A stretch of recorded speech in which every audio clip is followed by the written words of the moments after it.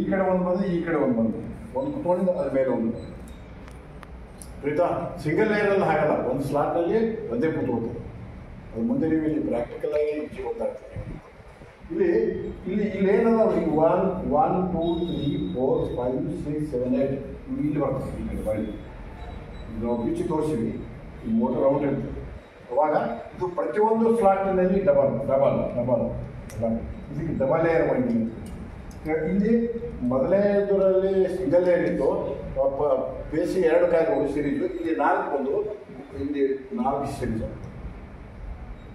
Series ಆಗಿ ಈ panel same 4 to 4 ending to ending ending to ending ending to ending A1 A2 B1 B2 C1 ಇಷ್ಟು ಬಿಟ್ಟರೆ ಏನು star ಮಾಡಬೇಕಂತಂದರೆ same A1 B2 A2 C2 3 ಕೂಡಿಸ್ಬೇಕು, ಇಲ್ಲ B1 C1 A1 ಕೂಡಿಸ್ಬೇಕು, ಉಳಿದ 3 time ಹೊರಡ್ತೀವಿ.